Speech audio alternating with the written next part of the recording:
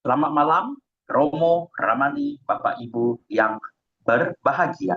Semoga cahaya Tiratana selalu bersemi di dalam hati kita. Semoga dengan kekuatan Buddha, Dhamma, dan Sangha mengkondisikan hati dan pikiran kita penuh dengan metta, karuna, mudita, dan upeka. Baik, Romo Ramani, Bapak Ibu semua berjumpa lagi dengan kita di Dhamma Kaca Online, Dhamma Meta Jember pada kesempatan hari ini yang sangat luar biasa ya, pada hari Kamis. Dan semoga semua kita semakin sehat, bahagia pastinya.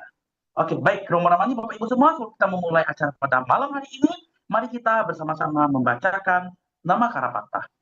Oleh karena itu, silakan, operator.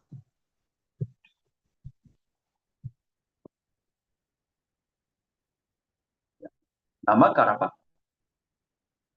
Ada Ong Sok Mo Sambut Oh Bhagawan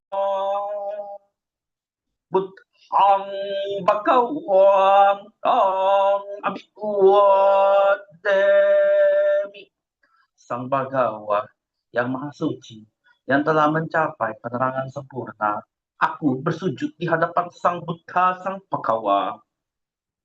Oh, oh, oh, Bhagawan, Dhammo, Dhammang Namasami. Dhamma telah sempurna dibabarkan oleh Sang Bhagawa. Aku bersujud di hadapan Dhamma. Supartipanno Bhagavato Sawakasang Sanghang Namami.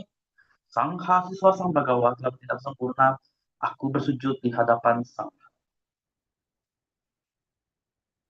Ya, kemudian Bapak Ibu teman-teman semua kita akan membacakan nama pada. Oleh karena itu silakan.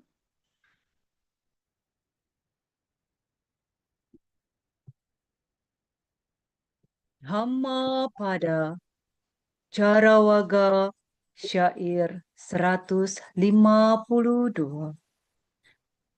Apa sutta yang puriso balibadho wajirati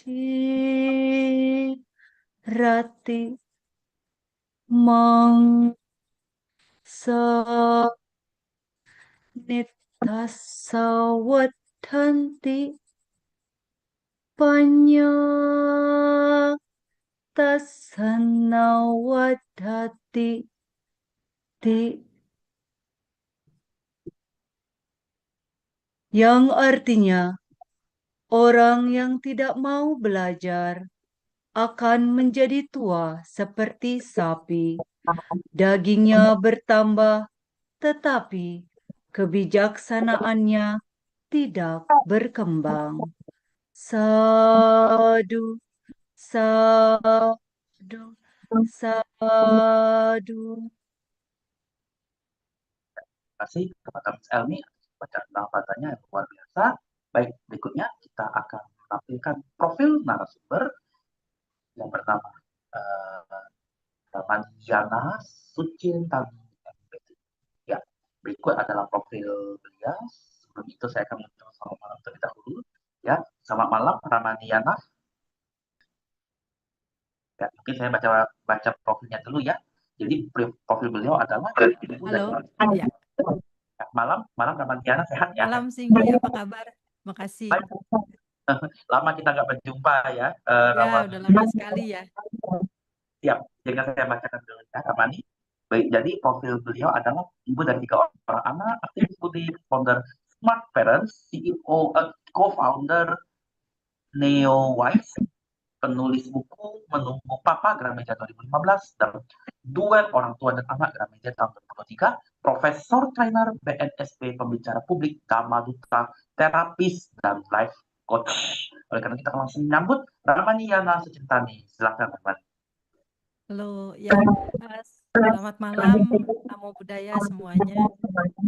Terutama buat Singgi, buat Elmi, udah lama ya kita baru ketemu lagi. Ngomong-ngomong suara saya terdengar jelas? Nah, selamat. Oke. Eh, Selamat malam. Ini tema yang dipilihkan panitia ini ya agak-agak perlu challenge sedikit. Eh, Orang tua bijaksana ya. Jadi maksudnya eh, kita dituntut di sini bagaimana sih sebetulnya orang tua bijaksana itu, ya kan? Nah, jadi kita mau mulai, tapi saya perlu garis bawahi apa yang saya sampaikan ini memang berdasarkan dari apa yang saya amati, saya alami, dan juga klien-klien dan juga mereka yang selama ini datang ke saya untuk sharing, diskusi, dan sebagainya ya. Oke, kita mulai. Kita share screen dulu. Oke, kita malam ini mau belajar tentang yang namanya menjadi orang tua yang bijaksana. Saya tadi di penghujung pembukaan kita itu tertarik dengan Dhammapada yang diambil oleh panitia yang Dhammapada 152. Orang yang tidak mau belajar akan menjadi tua seperti sapi, badannya gemuk istilahnya, tapi kebijaksanaannya berkurang. Dan itu benar sekali karena walaupun kita merasa kita udah dewasa, kita merasa kita udah mengerti segala hal, tetapi menjadi orang tua itu adalah sebuah pelajaran atau jam belajar yang tidak pernah ada selesainya, yang nggak pernah yang ada lulusnya istilahnya gitu ya. Jadi apalagi kita sebagai manusia, itu lebih-lebih nggak ada kata lulus gitu, nggak ada kata lulus sebelum kita memang selesai di dunia ini ya. Jadi memang tidak ada kata berhenti belajar, jadi memang harus belajar terus. Jadi kita mulai, saya tertarik dengan kalimat itu, jadi saya pikir ini cocok sekali dengan apa yang mau saya sampaikan, karena saya ingin mengajak Bapak Ibu terutama menjadi orang tua yang bijaksana itu bukan cuma 1, 2, 3 kali kita untuk membuat diri kita menjadi bijaksana, tetapi memang sepanjang hidup kita, kita harus berusaha ke arah situ, ya. Kita akan mulai, sebentar. Oke, tadi udah disampaikan ya profil saya, kita lewatin aja. Oke, menjadi orang tua. Bapak Ibu, kita seringkali mendengar kata orang tua. Orang tua itu kalau menurut harafiahnya memang adalah orang yang bertanggung jawab melindungi, merawat, dan mendidik anak-anaknya. Tetapi nanti akan terbagi lagi menjadi 3. Orang tua secara biologis, orang tua dalam pendidikan, atau orang tua dalam struktur leluhur atau yang dituakan. Ya, jadi itu termasuk orang tua juga. Nah, tapi kita sekarang di sini kecilkan, fokuskan kepada orang tua biologis. Ya, orang tua biologis. Orang tua biologis itu siapa sih? Orang tua yang melahirkan kita. Bagaimana kalau misalnya saya udah lahir tuh saya dikasih orang? Ya tetap kan ada yang melahirkan. Dan tetap ada yang merawat. Justru malah lebih bagus karena orang tuanya jadi 2 ya. Jadi kita bicara tentang orang tua yang melahirkan dan merawat sekaligus. Oke, kita lanjut lagi. Kalau kita bicara tentang orang tua, itu isinya ayah dan ibu. Nah, tetapi interaksi dari ayah dan ibu ini sebenarnya interaksi suami istri, bukan interaksi ayah dan ibu. Jadi bagi kita anak, mereka adalah ayah dan ibu, tetapi interaksi mereka berdua adalah interaksi suami istri. Nah, jadi yang pertama-tama, kalau kita mau menjadi seseorang yang tanda kutip bijaksana, maka harus dilihat bagaimana interaksi dari suami istri ini. Kalau suami istri ini interaksinya kurang, boleh dibilang tidak harmonis, maka akan sangat sulit mendapatkan kata bijaksana. Ya, karena orang tua yang bijaksana itu berawal dari suami dan istri yang harmonis. Harmonis itu apakah kemana-mana harus terlihat mesra? Enggak. Apakah harmonis itu adalah kemana-mana selalu berdua? Bukan.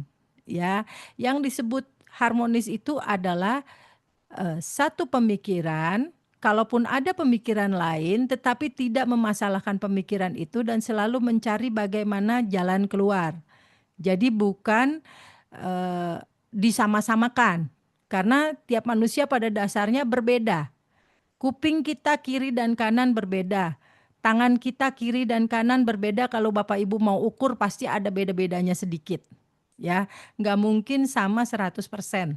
Nah, begitu pula apalagi suami dan istri yang notabene lahirnya aja orang tuanya beda. Ya, kita dengan saudara kita yang sama pun akhirnya jadi beda. Apalagi suami dan istri yang ketemunya ketika dewasa. Nah, jadi jangan berharap ada kesamaan, oh harus sama nih suami istri, jadi kalau nggak sama, wah suami istrinya jadi ribut. Bukan begitu ya. Jadi suami istri itu kalau misalnya ada ketidaksamaan itu sesuatu yang wajar.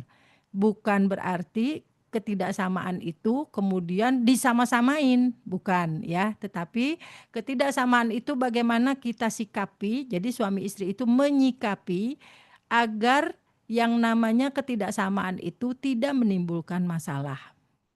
Jadi kalau kita lihat kata bijaksana, maka untuk menjadi orang tua yang bijaksana, kata bijaksana ini mengacu kepada sebuah yang namanya penilaian individu, penilaian masing-masing individualis, personal. Jadi bisa aja ada orang yang menilai dirinya, oh saya mah sudah bijaksana gitu ya, hanya karena mungkin satu hal dia tidak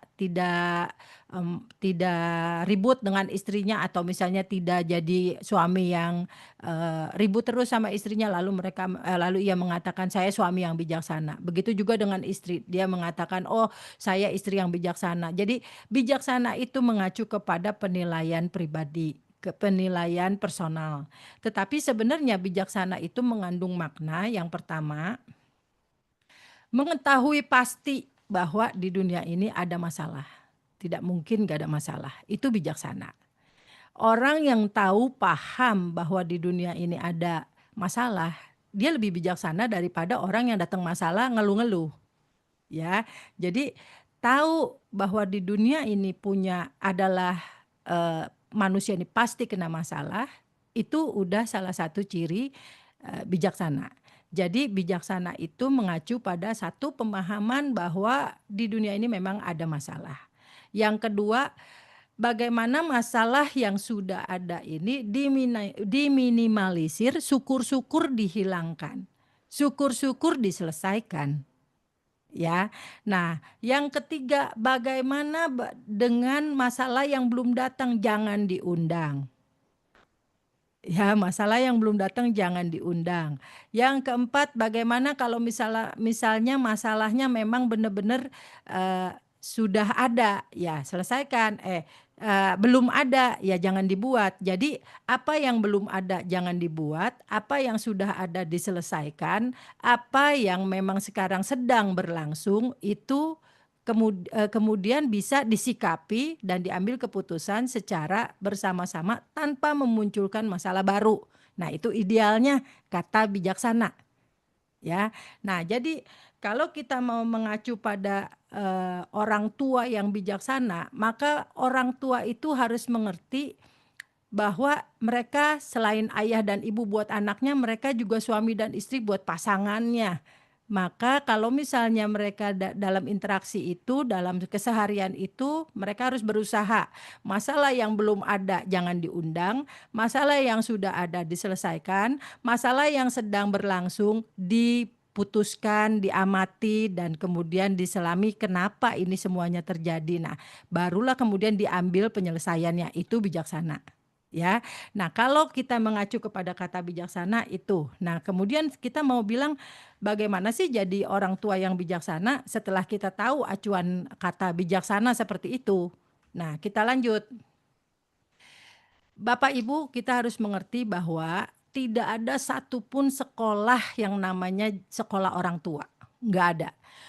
Pada saat kita punya anak pun kadang-kadang kita nggak pernah, banyak yang masih di kepalanya belum menyadari bahwa aku udah jadi orang tua loh, belum, masih ada yang begitu. Bahkan kadang-kadang hanya mengikuti alur atau flow dari sebuah kehidupan, dari kecil, kemudian sekolah, bekerja, setelah itu cari pacar, kemudian menikah, punya anak, dan kita menganggap itu udah segitu siklusku. Karena memang manusia begitu ceritanya, ya. Jadi sehingga ketika dia menjadi seorang orang tua misalnya, entah menjadi ayah atau ibu, tentu pada saat mereka menjadi ayah atau ibu ini mereka akan membentuk keluarga atau mereka akan mengasuh anak-anaknya, mendidik anak-anaknya tentu berdasarkan pengalaman masing-masing, ya, berdasarkan pengalaman masing-masing. Berdasarkan bagaimana orang tua mereka mengasuh mereka, berdasarkan bagaimana orang tua mereka mendidik mereka. Nah, di pengalaman-pengalaman masa lalu ini, entah itu pengalaman enak atau enggak enak, nyaman atau enggak nyaman, suka atau tidak suka, itulah yang akan mempengaruhi bagaimana kita kemudian mendidik anak-anak kita. Ya, kalau kita merasa itu enak, maka kita akan mengulangi kembali. Kalau kita merasa itu adalah nyaman, kita akan mengulangi kembali. Atau kita merasa, oh ini adalah didikan yang akan membuat saya berhasil, seperti buktinya saya berhasil, maka dia akan mengulanginya kembali kepada anak-anaknya. Nah, kalau misalnya membuat dia tidak nyaman, dia akan stop. Dia nggak mau lanjutin lagi. Misalnya, oh kalau dulu papa saya itu ya orangnya pelitnya minta ampun, kerasnya minta ampun, galaknya minta ampun. Maka dia akan bilang, aku nggak mau galakin anakku. Aku nggak mau sama anakku kasar. Ya, nah kalau misalnya dulu orang tuanya sangat baik, sangat-sangat ramah, sehingga kemudian kita itu merasa kayak enak-enak aja. Nah kemudian kita bilang, oh jadi orang tua kayak papa tuh, ramah, baik gitu ya. Nah tapi ada juga yang bertentangan, misalnya begini, dulu waktu kecil kita diajar keras, kita nangis waktu itu diajar keras ya. Wah, pokoknya orang tua kita itu nggak mau tahu, pokoknya keras sekali ngajar kita sampai, aduh kita kelihatannya sampai kayaknya dalam hidup itu air mata lebih banyak daripada ketawa misalnya gitu ya. Tapi kemudian kita berhasil. Saya jadi orang, saya punya pangkat, saya punya jabatan, saya bisa kaya raya. Akhirnya kita berpikir kayaknya benar papa saya ngajar seperti ini. Nah, maka kemudian kita ulang kembali meskipun kita tahu itu kita sedih loh waktu itu ya. Tapi kita ulang kembali, kita akan lakukan kembali kepada anak kita sekeras itu karena kita menganggap dengan dikerasin seperti itu maka anak saya berhasil karena saya sudah membuktikan diri saya berhasil. Ya. Nah, pengalaman-pengalaman itulah yang kemudian membuat setiap orang tua itu memiliki yang namanya pola asuh. Ya, punya pola asuh bagaimana dia mengasuh anak-anaknya, bagaimana dia mendidik anak-anaknya. Nah, pengalaman manusia ini kan jeleknya adalah bukan tiba-tiba ketika dia dewasa. Masalahnya pengalaman ini dimulai sejak masih di dalam kandungan. Pengalaman-pengalaman ini kita lihat sendiri dari di dalam kandungan. Ada yang suka tanya gini, Bu, masa iya anak kecil di dalam kandungan itu udah tahu? Padahal kan di dalam kandungan kan dia nggak bisa ngomong. Ya dia nggak bisa ngomong tapi pikirannya bisa menangkap. Ya, nggak bisa ngomong bukan berarti pikirannya tidak bisa menangkap. Pikirannya bisa menangkap. Menangkap apa yang terjadi dan menangkap apa yang terasa. Jadi manusia itu ada dua yang mampu ditangkap sejak dulu adalah persepsi dan pikiran. Persepsi dan perasaan. Dua itu yang mudah sekali manusia tangkap. Ya, jangan susah-susah Bapak Ibu. Ketika ada orang yang ketika kita misalnya kita lagi jalan lah gitu ya. Kemudian kita jatuh nih. Terus ada orang, ada dua, yang satu ngelihat kita, ngeliatin terus, yang satu ngelihat kita terus seperti apa namanya? langsung buang muka lah gitu, langsung ini. Kita punya persepsi, punya pikiran terhadap dua orang itu, betul nggak? Ya, yang ngeliatin terus kita langsung merasa, aduh nih orang kenapa ngeliatin terus, udah tahu gua malu, misalnya gitu ya, jatuh. Nah, kalau yang lewat terus, ya kita nggak ada perasaan malu karena kita pikir, oh dia cuma lihat dan lewat gitu. Nah, jadi setiap dan segala hal itu yang paling mudah ditangkap oleh orang itu adalah persepsi dan rasa. Dua hal itu. Begitu juga kita anak-anak kita dari dalam kandungan itu yang ditangkap adalah itu. Nah, jadi Bapak Ibu, bagaimana hubungannya dengan suami istri tadi? Kalau misalnya suami istri ribut terus misalnya, terus suaminya kata-katanya kasar terus sama istrinya pada saat istrinya lagi hamil misalnya, atau membiarkan istrinya menangis terus, maka tidaklah heran ketika lahir anak itu kemudian wajahnya seperti wajah sedih ya. Ada juga yang kemudian anaknya cengeng gitu, sering nangis. Jadi kalau ada orang yang tanya, Bu kenapa sih Bu anak saya cengeng banget? Saya udah tinggal tanya aja waktu hamil kamu cengeng nggak? Gitu aja ya. Itu udah pasti sumbernya di sana gitu. Itu hampir 90% akan ke sana. Walaupun nggak nangis tapi ada perasaan sedih ya.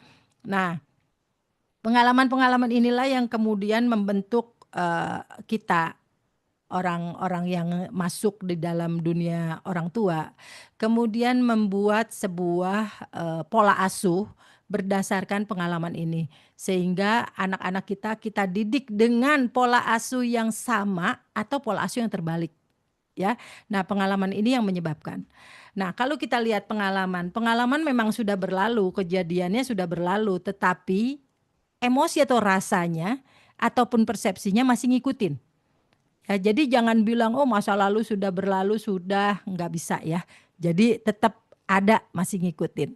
Nah, Bu, tapi saya lupa Bu sama pengalaman-pengalaman lalu. Sebab saya kayaknya nggak ada masalah, ya nggak apa-apa, nggak ada masalah. Nanti kelihatan dari anaknya kok. Ya, kelihatan dari anaknya. Misalnya contoh begini, seorang misalnya ada bapak-bapak ya, merasa dirinya selalu pede. Oh saya sih selalu pede, saya sih nggak ada masalah apa-apa. Tapi kemudian bisa ngelihat anaknya nggak pede.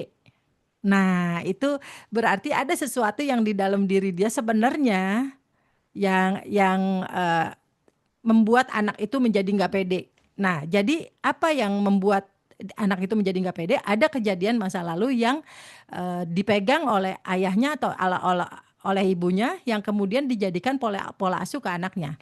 Nah jadi kadang-kadang kita ini orang tua ya, tanpa kita sadarin, kalau misalnya ada anak yang nggak pede, ada anak yang merasa dibully, kan sekarang bully kan lagi marak banget ya, bully lagi marak banget. Nah, kadang-kadang orang tua tuh selalu nyalahinnya orang lain gitu loh, kayak semacam, aduh anak saya kenapa ya dibully mulu, bla bla bla bla bla. Padahal sebenarnya kalau kita mau jujur-jujur, pembuli pertama anak itu orang tua loh. Itu pembuli pertama. Misalnya contoh ya, kalau anaknya gemuk dari kecil udah dipanggil, si gendut, sini, sini, sini. Ah, itu bullying loh. Cuman nggak disadarin ya. Kalau misalnya anaknya baru pulang, si pesek baru nyampe gitu. Jadi kadang-kadang kita nggak sadarin kita berbuat hal yang sama gitu. Jadi misalnya, aduh kamu masa ngegambar kayak gini banget sih. Nah itu juga kan membuat anak lama-lama kan down, nggak pede ya. Jadi kita itu memang kadang-kadang lupa kita yang melakukan pembulian itu sehingga anak-anak itu sudah terlalu terbiasa dengan dibully. Nah, ketika orang lain membuli kita marah. Nah, kayak gitu ya. Nah, hal lain lagi tentang bully itu biasanya karena orang tuanya, terutama bapak, tidak tampil secara full, tidak tampil secara full. Jadi biasanya bapak itu kurang eh, kurang apa ya, kurang dominan terhadap anak. Kalau bapaknya itu dominan, biasanya anak akan punya keberanian untuk melawan orang lain ketika dia ditindas, biasanya begitu. Tetapi kalau orang tua terutama bapak tidak dominan, anak itu memiliki rasa takut di dalam dirinya. Ya, nah yang seperti apa kejadiannya banyak sekali itu. Jadi ada misalnya orang tua, Bu, salah nggak sih kalau misalnya saya ngajarin anak ngalah aja udah ngalah, nggak apa-apa ngalah. Nah, salah nggak kalau kita ngajarin anak begitu? Ya ada betulnya, tetapi juga nggak betul semua. Jadi kadang-kadang kalau misalnya emang ngalah ya ngalah, tetapi kalau misalnya kamu merasa kamu tidak salah, kamu boleh bicara kamu tidak salah. Nah, tetapi masalahnya keberanian itu bagi seorang anak, dia akan tumbuh apabila orang tua meneguhkan, dalam hal ini bapak, figur bapak. Jadi kalau bapaknya itu memang selama ini kuat di anak, maka anak itu mengalami kayak yang namanya di dalam dirinya tuh ada yang mengayomi gitu. Ya, sehingga dia berani untuk mengatakan yang benar. Tapi kalau dia sama orang tuanya agak jauh, orang tua juga sama dia jauh. Nah, ini keberanian untuk mengatakan itu agak sulit ya. Nah, kita lanjut lagi kemudian kalau kita udah tahu bahwa eh, pola asuh ini dibentuk dari kejadian-kejadian masa lalu yang dipegang oleh orang tua, maka kalau kita bilang jenis orang tua yang bijaksana tuh yang seperti apa ya, yang seperti yang tadi saya bilang, plus kalau kita pengen jadi orang tua bijaksana itu adalah orang tua yang pertama-tama harus bisa melihat dirinya sendiri. Harus bisa sering-sering introspeksi diri. Harus bisa melihat dirinya sendiri itu seperti apa. Apa sih saya ini sebenarnya dulu waktu masih kecil bagaimana sih? Nah, saya nih waktu kecil dulu modelnya kayak apa sih? Jadi kalau kita sering-sering melihat begitu, maka kita bisa tahu sebenarnya kekurangan-kekurangan kita apa.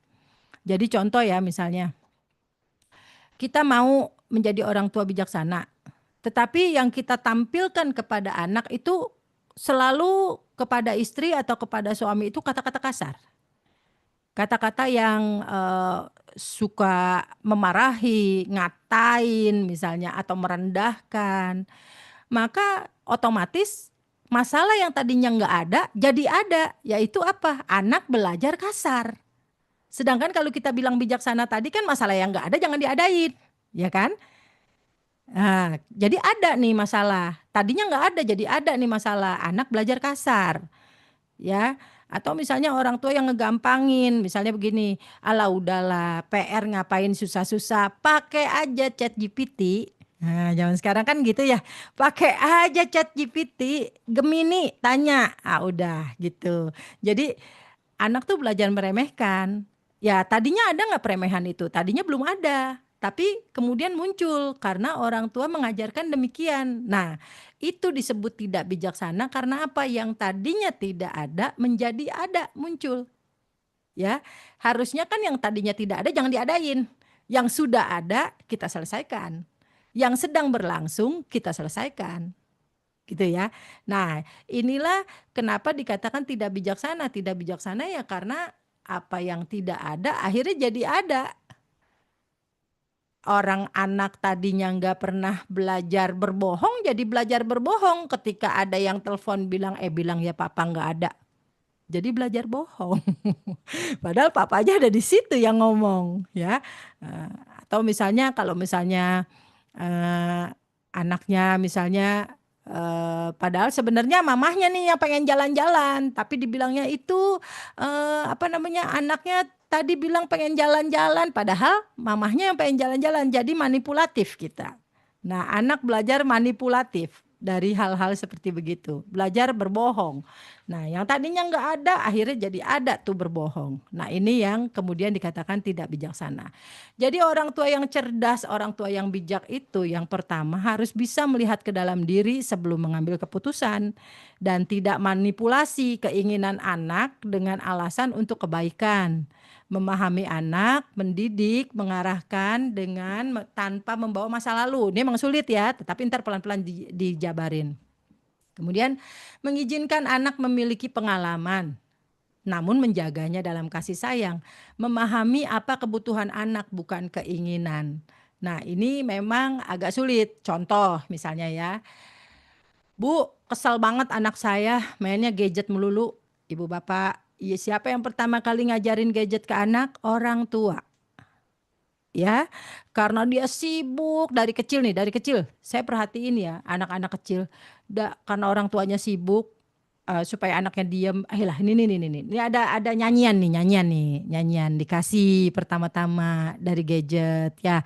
Nah, kemudian lama-lama anak merasa punya temen, di gadget ini. Sedangkan kalau misalnya yang papa mama nggak pernah temenin kita, ya udah dia menganggap temennya si gadget itu. Maka kalau si gadget itu diambil, tantrum dia akan marah, dia akan merasa diambil barang kesayangannya. Nah, itulah yang menyebabkan kenapa anak menjadi kecanduan gadget. Awal-awalnya pasti orang tua yang memberikan. Nah, ketika sudah kecanduan, orang tua tiba-tiba cut. Loh, nggak bisa. Kalau tiba-tiba cut begitu, nanti anak akan cari cara lain. Nggak mau makan. Ya, jadi kan terpaksa orang tua, ya udahlah, kasihlah sebentar. Yang penting dia makan. Betul nggak? Ngumpet-ngumpet, lari, pergi kemana? Ke tempat-tempat. Kalau di zaman dulu tuh ada yang namanya warnet. Zaman sekarang nggak ada ya. Sekarang semuanya udah pada punya di rumah masing-masing ya. Zaman dulu ada yang namanya warnet. Pergi sekolah apa enggak? Nggak sekolah, kabur dari sekolah, pergi main ke warnet. Ya, itu semuanya terjadi karena kenapa? Karena orang tua banyak membatasi anak dan tidak membawa anak di dalam sebuah diskusi. Anak itu bisa diajak diskusi loh. Bahkan ketika di dalam kandungan dia bisa diajak diskusi.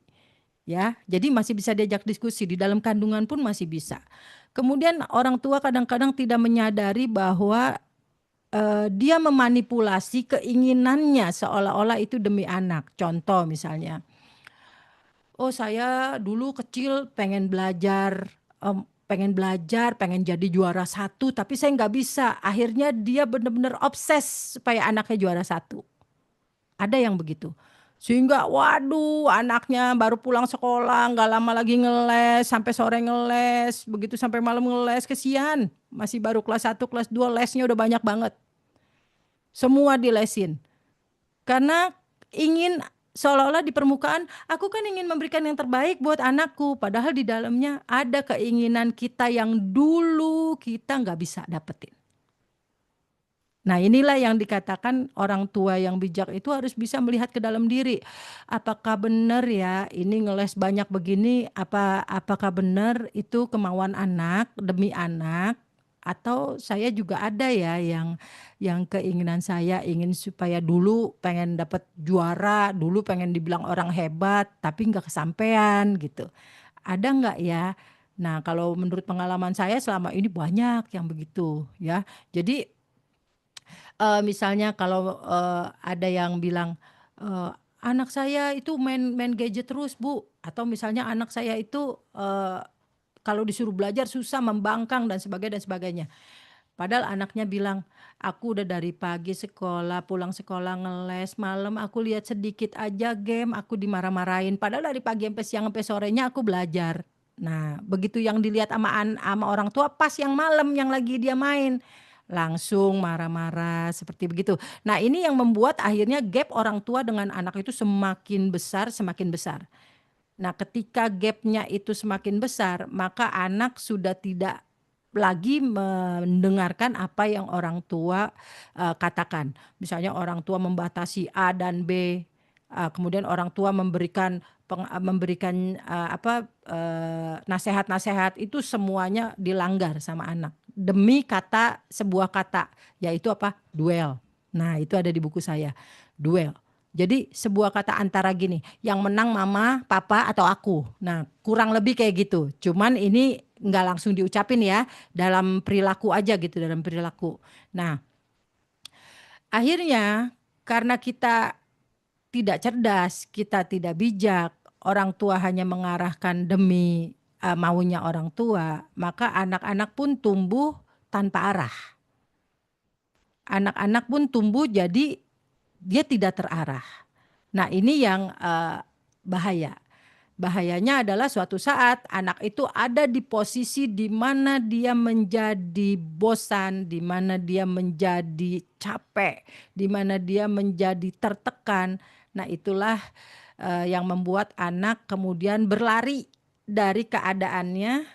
Entah apa ceritanya dia mau berlari, cuma dia tidak mau lagi mengikuti semua aturan-aturan itu, sehingga dia berlari. Bisa berlari karena berlari dengan teman-temannya, misalnya teman-temannya ikutin teman-temannya berkelakuan buruk, atau berlari dalam dirinya, jadi akhirnya depresi dan sebagainya, atau misalnya juga dia berlari dengan bunuh diri. Ada juga yang seperti begitu ya.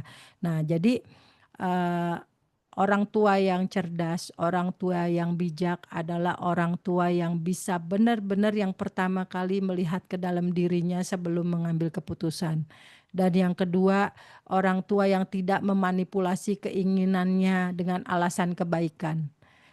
Tapi anak saya mau kok Bu ngeles Mandarin, ya nggak apa-apa kalau anaknya mau. Tapi kan ada yang anaknya nggak mau dipaksa. Ya, kemudian misalnya lagi dibilang memahami anak, mendidik anak, menemani, mengarahkan, tapi jangan membawa pengalaman masa lalunya. Ini biasa, seorang bapak biasanya selalu membawa pengalaman masa lalunya. Dulu nih papa nih, waktu sebesar kamu, dulu nih. Nah, dulu terus yang dibawa. Maksudnya sih supaya menceritakan pengalamannya. Tetapi tanpa disadarin ada keinginan anaknya melakukan hal yang sama.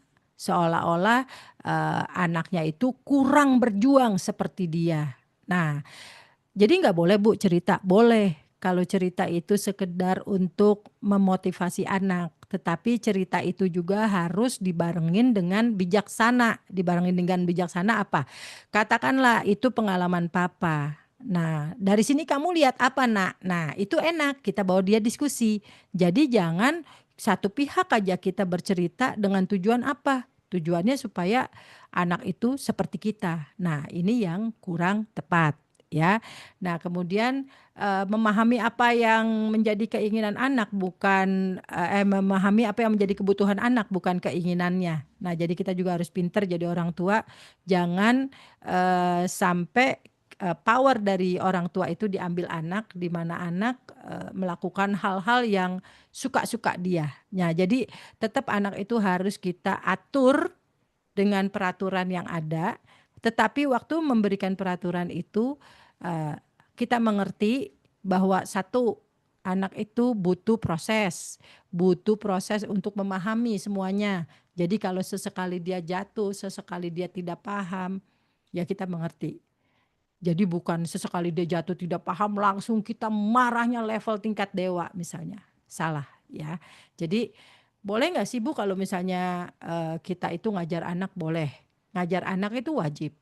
Nah tetapi lihat dulu anaknya seperti apa dan anaknya usianya berapa. Jangan pernah saya ada satu klien anaknya usia 6 tahun tapi mamahnya kalau marah langsung tendang dia jauh begitu. Nah ini nggak boleh.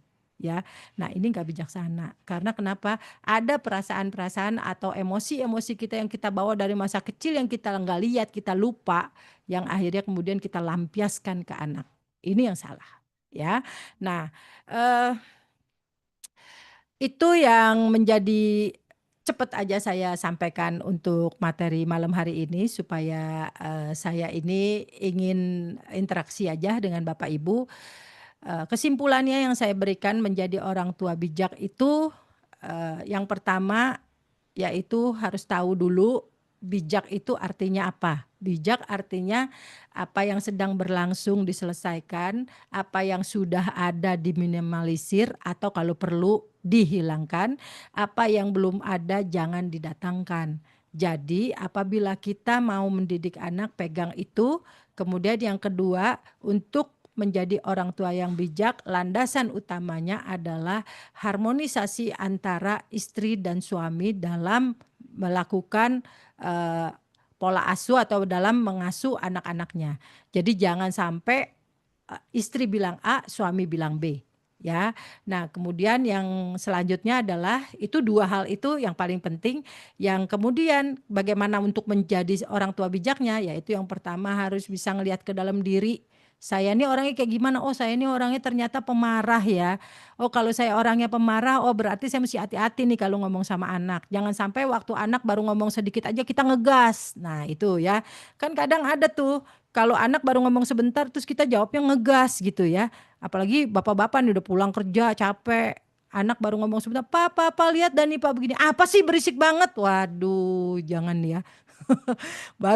Walaupun baru pulang capek, tapi kita tahu kita harus bisa menjadi orang tua yang mengerti. Oh, saya emang orangnya pemarah, berarti saya harus kurangin marah saya harus bisa menyelesaikan marah saya.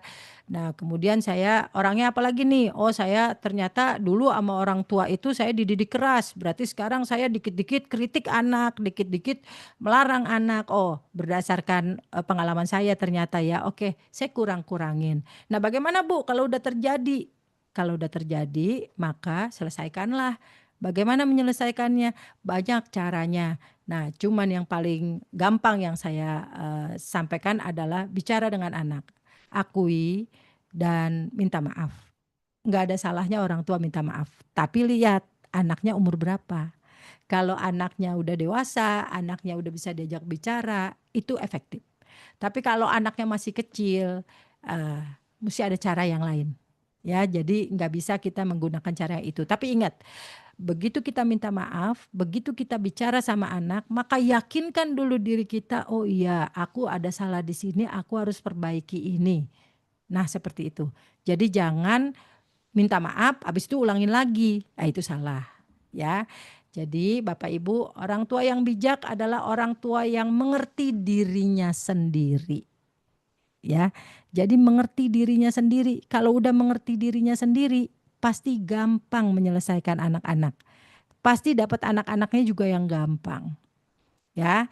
Nah, jadi kalau kita bicara tentang orang tua yang bijak versi Buddhis, maka kita bilang orang tua yang di dalam Sigalowada Sutta itu adalah orang tua yang memang benar-benar sudah bijak. Ya, kita bicara orang tua yang dari belum bijak mau menjadi bijak. Maka latihan pertama adalah akuilah, lihat ke dalam diri pengalaman-pengalaman kami, pengalaman si suami istri atau si bapak ibu sebelum menjadi orang tua itu seperti apa. Sehingga pengalaman itu tidak mempengaruhi setiap keputusan yang diambil. Nah, karena mempengaruhi keputusan yang diambil akan mempengaruhi anak. Ya, ada orang tua yang dulu masih kecilnya cengeng banget, misalnya sampai jadi orang tua masih sering nangis. Nah, sehingga anaknya tuh ngelihatnya juga nggak nyaman gitu, nggak bahagia juga anak ngelihat orang tua nangis terus. Ya, ya Bapak Ibu sampai di sini itu sharing dari saya menjadi orang tua bijak versi saya yang paling singkat. Karena kalau misalnya mau yang banyaknya lagi pasti ada. Ya, cuma ini versi singkat aja. Oke, terima kasih banyak. Namo Buddhaya.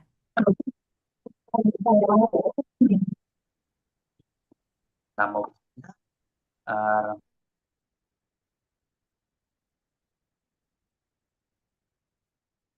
Diana atas paparannya pada mengenai pertanyaannya. Berikut ini ada yang bertanya di kolom komentar. Sebentar ya, saya lihat.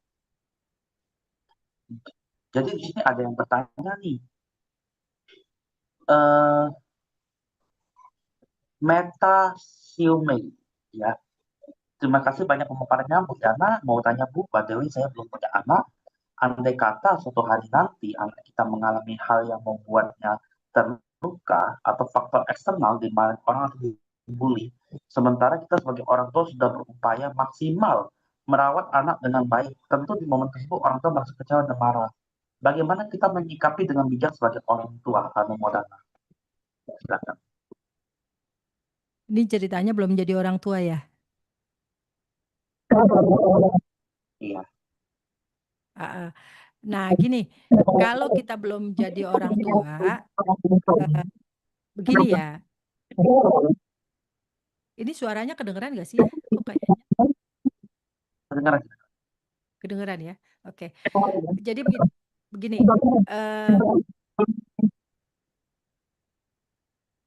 Ada yang suaranya kedengeran double-double ya? Iya, ada kayak gema Oke. gitu sih.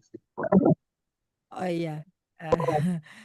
Jadi gini, kalau misalnya kita bilang bijak, bijak itu bukan cara. Ya, bijak itu adalah sebuah kondisi di mana kita tidak membuat yang tidak ada menjadi ada. dan kita meminimalisir yang sudah ada. Nah, kalau kita bilang, bagaimana Bu kalau misalnya suatu saat kita udah didik anak kita bagus-bagus, nah kemudian dibully orang misalnya begitu ya. Nah, apa yang harus kita sikapin? Nah, kita lihat dulu kalau misalnya dibully ini seperti apa. Saya cerita sedikit tentang pembulian ya. Jadi begini, yang saya lihat dari klien, yang saya lihat dari orang yang konsul dengan saya, biasanya pembulian anak itu dimulai dari orang tua yang kurang interaksinya kepada anak, terutama bapak. Nah, kenapa saya katakan bapak? Karena bapak adalah figur yang bisa membuat anak memiliki rasa aman sehingga anak itu mampu dan berani untuk menghadapi orang lain atau bahkan untuk bercerita pun kadang ada yang enggak berani gitu ya. Nah, keberadaan orang tua terutama bapak yang membuat rasa aman itu membuat anak ini menjadi pede untuk berbicara ya. Coba perhatiin, biasanya orang-orang yang mendapat bulian begitu, kita jangan tanya bapaknya ya. Kalau bapaknya udah pasti bilangnya, oh enggak, saya selalu nemenin anak. Nah, kita tanya anaknya. Biasanya anak kalau ditanya bagaimana dengan papa, ya kurang, biasanya gitu ya. Karena kalau yang dibully itu pada umumnya seperti itu. Nah, kalau kita udah tahu sebabnya seperti itu, maka kamu kan belum menikah nih. Jadi kalau udah menikah, si suami ini harus punya peran di anak, ya. Peran yang melindungi, peran yang mengayomi. Kita sebagai istri jangan pernah mengambil perannya suami. Kadang-kadang kita lupa, istri itu suka mengambil peran suami. Sehingga suami itu menjadi tidak berperan. Karena istrinya menjadi dominan. Jadi dikit-dikit, udahlah jangan dengerin papa, ntar mama aja. Gitu, seperti begitu. Jadi seolah-olah si suami tidak berperan. Nah, padahal sebenarnya suami bisa berperan dan suami bisa memiliki kapasitas untuk berperan kepada anak. Nah, masalahnya zaman sekarang, zaman dulu ya saya bilang ya, ibu-ibu zaman dulu itu biasanya menganggap semua permasalahan anak adanya di dia gitu. Jadi si suami jadi kurang. Nah, tapi sekarang kan enggak ya. Biasanya sekarang kan anak-anak muda itu bagi tugas dia ya, bagi tugas. Jadi kita dari awal bisa bilang sama anak, kalau misalnya ada hal-hal yang orang katakan kepada kamu dan kamu misalnya rasanya nggak nyaman, kamu sampein sama kami. Nah gitu. Nah tapi ketika dia menyampaikan sesuatu kepada kita, kita juga jangan kayak orang yang langsung bereaksi begitu. Jangan, kalau kita langsung bereaksi begitu lama-lama anak jadi seperti gede kepala gitu ya. Nah, jadi kita cuma lihat, oh kita tahu dulu duduk permasalahannya, kita arahin dia, kita kasih tahu dia dan sebagainya gitu loh. Nah, kalau datang ke sekolah misalnya ada temennya, kita kasih tahu dia, kasih tahu temennya ada masalah apa. Tapi kita jadi jangan jangan jadi jagoan ya. Jadi kadang-kadang orang tua juga jadi jagoan di sekolahan gitu. Nah, jadi kalau dibilang saya harus bagaimana dengan sebagai orang tua yang bijaksana, ada dua. Jadi kalau misalnya belum ada masalahnya, maka cegah dulu. Cegahnya dengan cara apa? Kuatkan figur bapak di dalam diri anak. Nah, yang kalau misalnya sudah terjadi, baru kita cari solusi. Ya, jadi jangan diamkan. Jadi anak itu disuruh cerita, setiap pulang disuruh cerita dan kita punya waktu untuk mendengarkan. Jangan anak mau cerita, kita nggak punya waktu untuk mendengarkan, gitu ya. Jadi kalau misalnya saya banyak berteori do and don'ts-nya itu sebagai apa namanya seorang anak itu nanti kadang-kadang nggak cocok. Misalnya kayak saya bilang, oh anak itu harus ditemenin terus misalnya. Ternyata ada anak yang nggak cocok begitu juga. Anaknya malah dia lebih berani. Jangan-jangan malah dia yang ngebully orang lain gitu bisa. Kalau kita terlalu over pede juga anaknya over pede malah anak yang ngebully anak orang lain gitu loh. Ya, kita juga mesti lihat nih, mesti jujur juga kita ke diri kita sendiri nih anak saya tipenya apa nih? Anak saya tipenya emang yang dia diem, dia dia tidak apa tidak berdaya atau dia sebenarnya juga meledak-ledak. Nah, kalau dia meledak-ledak jangan-jangan anak kita yang bully orang. Nah, ini mesti hati-hati ya. Jangan sampai kita jadi orang tua malahan yang kagak ada menjadi ada gitu. Jadi kita malahan terlalu membela anak sehingga kita lupa ternyata anak kita mengorbankan orang lain. Nah, seperti itu ya. Jadi kita mesti lihat juga, mesti jujur juga tipe anakku seperti apa nih. Karena banyak kan orang tua kan selalu bilang ya, enggak, anak gua nggak mungkin begitu. Misalnya gitu ya. Padahal sebenarnya anaknya dia yang melakukan itu gitu kan bisa aja ya. Nah, mudah-mudahan bisa dipahami penjelasan saya. Ya, oke, baik. Terima kasih atas pertanyaannya dari uh, Xiao Metasiumi ya. Kemudian pertanyaannya dari Romo Hendy. Mohon bertanya bagaimana cara orang tua mengatasi anak dan kecanduan gawai. Ya, silakan Ramaniana. Kecanduan gawai ini kecanduan gawai, kecanduan gadget kan hampir sama ya. Nah, itu tadi yang saya bilang. Kenapa buat orang tua gawai ini menjadi sebuah yang menakutkan gitu ya. Sebenarnya nggak harus menakutkan juga. Karena kenapa? Karena gawai ini sebenarnya juga nanti suatu saat akan membantu. Jujur aja ya, saya mau live begini, saya minta anak saya yang dulu saya omelin juga main gadget gitu loh. Dan setelah mereka lebih pinter, akhirnya saya, oh kamu tolongin aku ya. Ini apa? Ini aku nggak ngerti share screen dan sebagainya. Dia yang beresin. Kalau anak itu bisa bicara, dia akan bilang, dulu aku dilarang-larang, sekarang disuruh-suruh, ya kan? Nah, jadi sebenarnya nggak perlu ada yang ditakutin gitu. Kalau menurut pengalaman saya, nggak perlu ada yang ditakutin dari anak kecanduan gadget. Anak tidak akan pernah kecanduan gadget kalau kita selalu nemenin dia. Dalam arti kita ini punya waktu. Nah, kalau misalnya saya bekerja ibu, saya nggak punya waktu, ya nggak apa-apa. Kalau dia lagi main, sudah main, nggak apa-apa. Nah, temenin mainnya kalau kita lagi di rumah. Tapi kalau kita lagi nggak di rumah, ya sudah. Kita harus tahu ada keterbatasan kita yang tidak bisa menemani dia. Maka belikanlah substitusi misalnya ya, waktu dia masih kecil, mainan-mainan yang sifatnya edukatif. Jangan kasih gadget terus. Nah, cuman kan kadang-kadang kita supaya gampang ya, kita kasih gadget. Ada dulu klien saya, dia anaknya nggak dikasih gadget, tapi sama susternya dikasih nonton TV, dikasih film-film, nyanyi-nyanyi lagu-lagu. Akhirnya anak-anaknya jadi autis karena dia selalu melihat satu arah. Nah, jadi selalu melihat satu arah. Nah, itu kesalahannya di mana? Ya karena orang tuanya ngelihat, oh baik ya, aman ya dia di rumah ya, nonton TV aman ya, ya sudah, emaknya juga happy-happy aja gitu loh.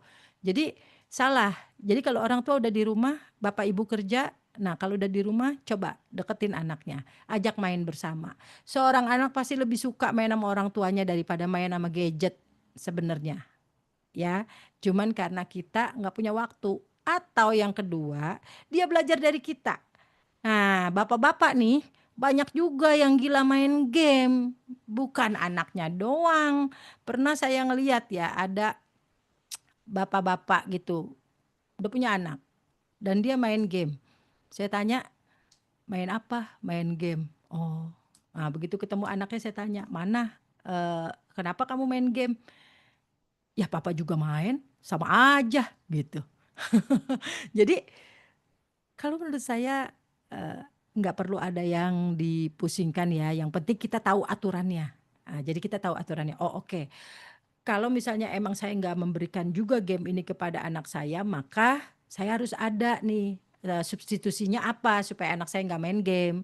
Misalnya substitusinya saya kasih dia mainan edukatif atau saya kasih dia hal-hal yang membuat dia lebih nyaman, yang membuat dia kayaknya oh kamu suka apa, suka ini ya udah kasih yang ini. Tapi bicarakan itu berdua. Selalu bicarakan berdua. Nah, kalau mau dibikin aturan, wah ajak dia bicara berdua. Nah, kalau udah bicara berdua, misalnya suatu saat anak agak menyimpang, nah kita tahu memang seorang anak ini harus diberikan proses untuk dia belajar. Kan tadi ada ya saya tuliskan berilah pengalaman untuk belajar. Jadi biarkan nggak apa-apa kalau dia jatuh, misalnya dalam arti dia diomelin, dia harus terima konsekuensi, ya harus terima konsekuensi. Jadi nggak apa-apa gitu loh. Jadi sama misalnya. Oh, kamu daripada gadget mau nggak kalau misalnya saya beliin sepeda, kamu main sepeda, misalnya begitu. Oh, atau misalnya kalau mau main gadget boleh, tapi waktunya jam sekian sampai jam sekian ya. Boleh nggak kita nego gitu ya. Nah, tapi ingat walaupun udah nego gini setiap pulang kita ngobrol sama anak. Saya udah Bu, saya setiap hari pulang kerja saya ngobrol. Tapi tahu nggak Bapak Ibu yang diobrolin apa? Nggak pernah ditanya, kamu hari ini di sekolah gimana? Rasanya enak nggak? Temennya baik nggak? Ada cerita apa? Nggak pernah begitu. Tapi yang ditanya begini, gimana hari ini sekolah bisa? Nilainya berapa? Tadi ulangan dapat berapa? Selalu yang ditanya begitu. Nggak pernah yang ditanya tuh, gimana kamu hari ini happy nggak sekolah dan sebagainya. Ya, jarang kita nanya begitu. Biasanya kita nanyanya ya tentang nilai, tentang bagaimana kamu di sekolah, ada yang jahatin atau enggak dan sebagainya begitu doang. Ya, jadi ini kalau bisa jangan ya, kalau bisa kita coba mulai kita bikin sebuah peraturan yang menurut kita anak itu juga nyaman. Ya, jangan kita perlu takut sama gadget karena begini. Dulu saya pernah juga, saya adalah orang tua dulu yang termasuk marah sekali ketika anak saya main gadget. Jadi sampai saya bilang sama apa sama anak saya bilang nanti mama itu ya, nanti mama mama nanti mama dulu kan bukan modem, apa namanya wifi-nya itu internet dulu bilangnya ya. Kalau sekarang kan mau apa namanya wifi-nya langsung jadi satu sama ini. Jadi saya bilangnya nanti mau matiin ya internetnya ya. Dia jawab apa? Matiin aja. Orang nanti yang repot mama kok kerja. Aku mah nggak apa-apa. Aku tinggal ke warnet.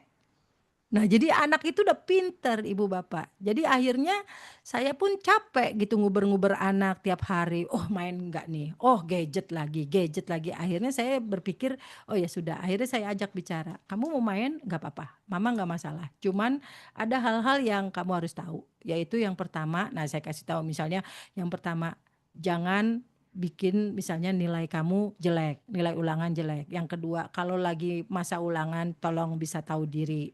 Yang ketiga, tidur jangan malam-malam. Nanti gini. Jadi ada beberapa yang kita bilangin. Kalau udah gede enak. Kalau udah gede bisa diajak ngomong, bisa diajak bicara. Nah, tapi kalau misalnya yang masih kecil, lebih enak lagi sebenarnya. Kita alihkan misalnya, oh kita jalan-jalan yuk, jalan-jalan. Yang penting dia ada mama papanya udah diam. Tapi kalau selama ini dia kebiasaan sama Mbak Sus dan sebagainya, ya susah ya. Pasti dia sukanya ya ngikutin mereka. Sedangkan suster kalau misalnya anak nangis diteriakin, kenapa nangis? Akhirnya dia pikir udah lah yang penting dia diem dah. Ya, kasih aja lah tuh. Yang penting dia diem. Nah, jadi itu. Jadi sebelum kita bilang, oh anak saya kecanduan gadget, lihat dulu apa yang kita lakukan. Lihat dulu selama ini bagaimana kita. Ya, jadi kalau misalnya emang udah tahu, baru kita ambil solusi. Jangan, itu tadi yang saya bilang, lihat ke dalam diri dulu. Apa salah saya? Kenapa? Apa yang menyebabkan anak saya kecanduan gadget? Awalnya di mana? Nah, ini yang mesti harus tahu dulu, ya. Jadi wajib banget untuk bisa ngelihat ke dalam dulu, ya. Mudah-mudahan membantu. Dan ibu bapak tahu nggak, orang yang kecanduan gadget gitu, kalau diarahkan bisa bagus loh kerja di bidang IT. Jadi bukan sesuatu hal yang menakutkan kalau menurut saya ya. Dulu saya takut, benar. Tapi ini saya bicara karena pengalaman saya. Tapi akhirnya saya melihat ya anak saya malah malah menggunakan IT itu untuk mencari uang jadinya ya, mencari uang. Jadi dia bekerja di situ, dia mengeksplor dirinya di situ gitu. Nah itu, jadi kita nggak bisa bilang kalau misalnya kecanduan gadget itu bakalan anak menjadi begini begitu, belum tentu ya. Jadi nggak selalu kecanduan gadget itu anak menjadi jelek ya. Nah, tetapi apa yang sudah ada sebagai orang tua yang bijak, kita buru-buru cari solusi. Bagaimana ini supaya tidak lebih parah, tapi kita bisa mengatasi gitu. Tapi kalau yang belum ada, jangan diada-adain. Ya, kalau yang udah terlanjur ada, cari solusi. Ya, solusinya apa? Tergantung dari apa penyebab awal main gadgetnya. Ya, jadi banyak misalnya penyebabnya orang tua mungkin ya bersikap tadinya masa bodoh misalnya tiba-tiba sekarang ngeributin gadget, ya udah kita yang tahu bahwa kita harus kembalikan kembali anak ini gitu loh. Nah kalau misalnya dia udah dewasa udah susah, anak sekarang apa sih yang kagak main game, ya sudahlah Bu Bapak, anak sekarang sekolah lebih berat dari kita dulu. Lihat aja, pulang jam 2, jam 3 udah harus les-les lagi. Nah, salah satu stress release dia adalah melalui main. Nah, sekarang kalau misalnya main aja nggak boleh, cerita sama ibu bapak nggak bisa. Siap-siap aja anaknya jadi bagaimana itu. Ya, stres loh. Anak sekarang banyak yang stres. Ibu bapak ada banyak yang kena schizophrenia dan sebagainya. Jadi makanya hati-hati ya. Jadi nggak akan pernah bisa dibilang pakai gadget itu selalu jelek. Oh ya, waktu kemarin saya ada di wihara di BSD itu ada anak yang angkat tangan terus bilang, kenapa saya selalu, ini anak ya bukan orang tua. Kenapa saya selalu dari dulu dilarang main gadget? Padahal sekarang orang tua saya kalau ada apa-apa, WA-nya mati, TikTok-nya hilang, saya yang dipanggil. Kenapa dulu saya kagak dikasih, sekarang giliran apa-apa saya yang dipanggil. Ibu bapak lu mesti ngaku ya kalau kita memang benar-benar eh, kebawa dengan pemikiran gadget itu jelek. Padahal nggak selamanya jelek. Yang penting bagaimana cara kita mengaturnya, ya, cara kita menyikapi. Kalau saya bilang, oh menyikapinya harus begini begitu, ibu bapak, nggak betul. Karena kenapa? Anak ibu bapak belum tentu sama dengan anak saya. Anaknya si A belum tentu sama dengan anaknya si B. Jadi kalau mau pasti, lihat dulu ke dalam. Apa penyebab pertama kali gadget ini saya kasih? Oh, karena saya terlalu sibuk. Nah, ajak ngomong anaknya, kalau udah gede lebih enak. Nah, terus kalau misalnya udah SMA, kuliah, masih begitu, ya sudah itu stress release dia. Yang penting kita ajakin aja bicara. Biasanya anak lebih ngerti, lebih welcome kalau kita diajak bicara. Ya, itu aja. Oke, terima kasih.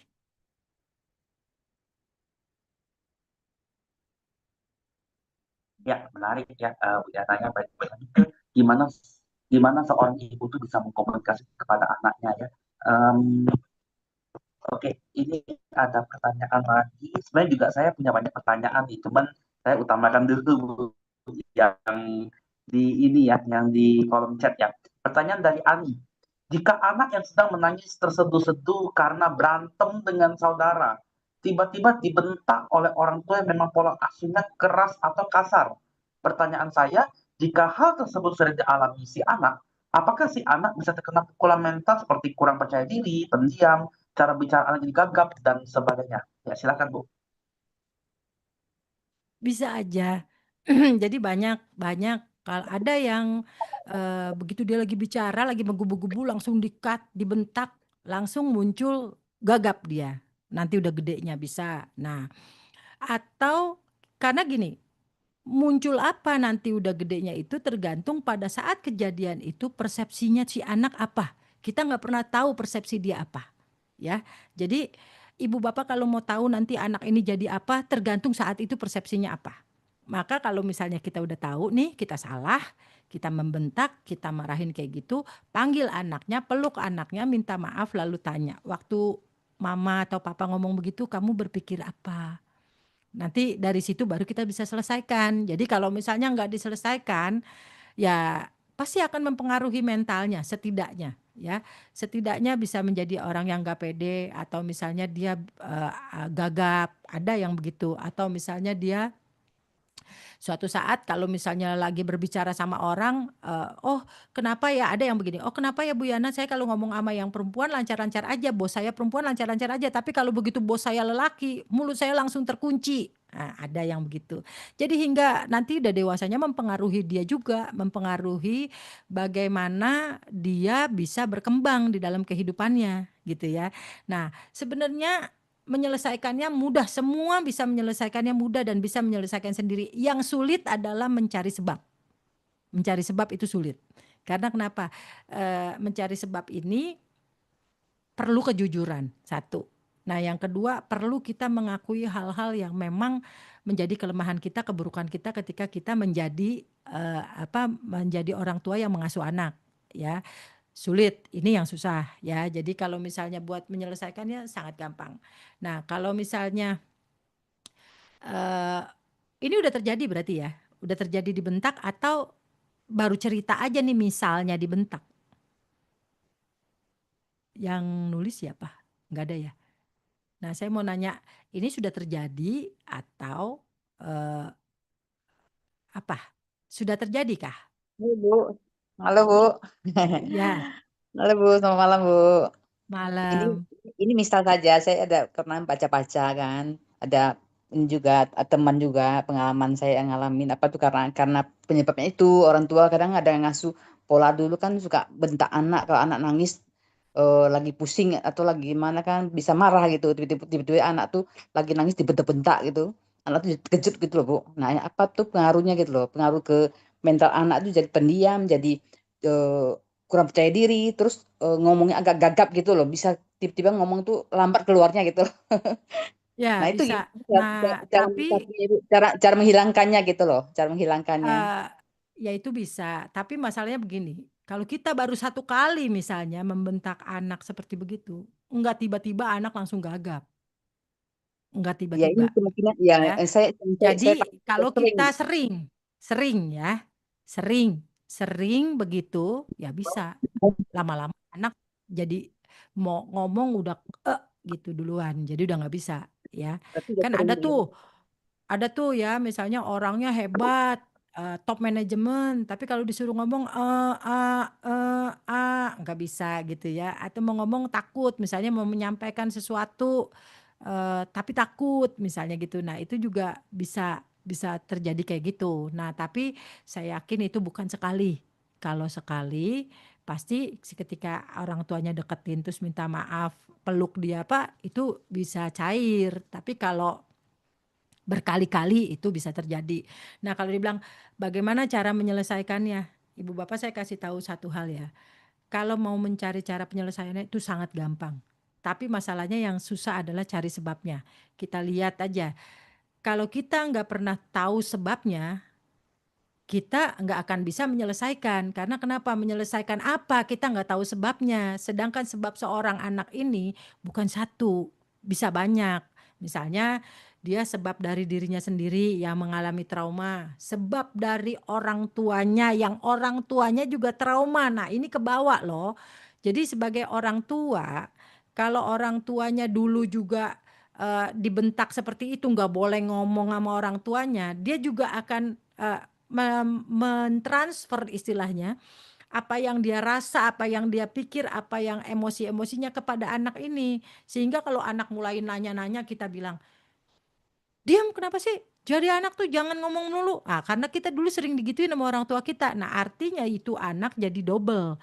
Punya dia sendiri, transferan dari orang tua. Nah, ini mesti satu-satu gitu loh. Jadi makanya kalau ditanya bagaimana cara menyelesaikannya? Sebenarnya cara menyelesaikannya yang paling mudah adalah cari dulu sebabnya.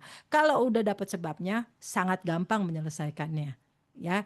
Jadi kalau belum tahu sebabnya susah. Apalagi kalau kita secara Buddhis, kalau kita mau lihat lagi sebab ada yang lebih jauh lagi yaitu sebab perbuatan kita misalnya bisa loh. Nah, cuman kan kita nggak mau terlalu jauh begitu ya. Nah, jadi kita bicara tentang bagaimana kita harus mencari sebab. Ada kadang-kadang klien saya yang baru ngomong begini langsung dia bisa, oh kayaknya aku di kehidupan lampau jadi begini, jadi begitu, ada loh. Bahkan seorang biku yang pernah ngobrol-ngobrol sama saya terus saya lagi ngomong-ngomong gitu tiba-tiba kayaknya saya terpikir apakah dulu saya begini bisa aja. Jadi kalau kita bicara sebab banyak, tapi kalau kita mau menyelesaikan harus tahu sebab, Ibu. Kalau nggak tahu sebab nggak bisa. Nah, katakanlah sekarang kita sudah terjadi yang seperti ini dan kita udah tahu sebabnya. Nah, bagaimana caranya? Saya kasih tahu, kalau udah tahu sebabnya, yang paling gampang adalah minta maaf sama anak. Kemudian koreksi kembali. Koreksi kembali maksudnya koreksi kembali, kita jangan melakukan hal itu lagi yang pertama. Yang kedua, latih anak untuk boleh berbicara. Latih anak untuk boleh mengungkapkan. Walaupun akhirnya jadi aneh anaknya ngomong, nggak apa-apa itu di awal-awal. Kalau sulit ya udah, bagaimanapun caranya kita usahakan anak ini supaya mau bisa bicara. Nah, ini sering saya lakukan misalnya kalau saya nemuin anak-anak yang nggak pede.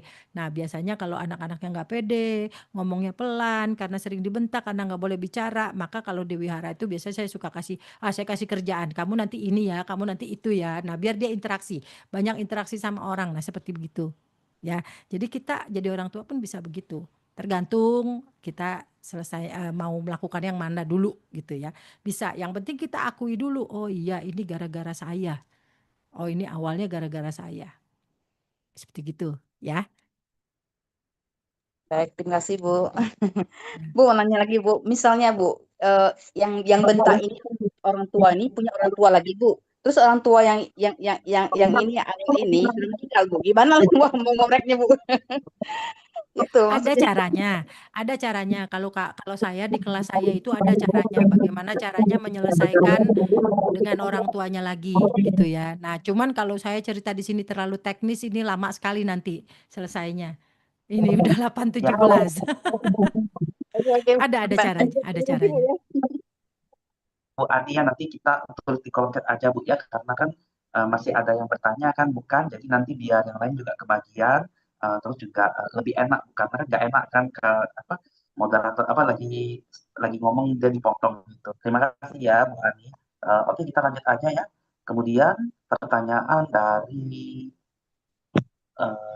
ini pertanyaan dari Ella ya, saudari Ella Devianti. Selamat malam Bu Yana, izin bertanya, bagaimana cara menghadapi anak yang tantrum ketika apa yang menjadi keinginannya tidak terpenuhi? Oke, silakan Bu. Ini anak yang tantrum ini ada sedikit begini. Tantrumnya tuh seperti bagaimana? Jadi misalnya dia minta apa-apa nggak dikasih. Nah, terus langsung marah-marah. Nah, coba kita pelan-pelan ya, pelan-pelan. Nih yang orang tua. Ada orang tuanya di sini, ada yang nanya di sini. Yang nanyanya siapa? Ada. Saya Bu. Oke. Sekarang enak ya, jadi bisa ngomong kalau misalnya ada. Soalnya saya kalau enggak jadi meraba-raba. Tantrumnya seperti gimana? Jadi waktu nggak dikasih barang yang dia suka, langsung ngamuk gitu.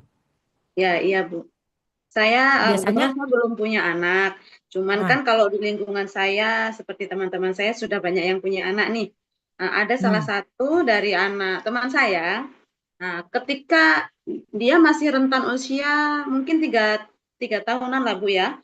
Nah, ketika apa yang dia inginkan, entah itu makanan, entah itu mainan, apabila kita tidak kasih, bisa marah hebat Bu. Tidak peduli itu di rumah, di mall atau di mana. Nah, itu gimana ya Bu? Karena kalau misalnya itu terjadi ketika kita ajak jalan-jalan kan agak seperti orang tua menjadi malu atau gimana ya Bu ya? Itu gimana Bu cara menghadapinya, solusinya? Terima kasih. nah ini saya berarti bukan anak kamu ya. Eh, Kalau Bukan Bu. bukan anak kamu, saya agak sulitnya begini. Karena saya mau ngulik orang tuanya. Misalnya kayak gini. Apa yang orang tuanya lakukan ke anaknya selama ini? Apakah dia selalu melarang semua keinginan anak? Ya, kalau dia selalu melarang semua keinginan anak, nah berarti penyebabnya adalah larangan itu.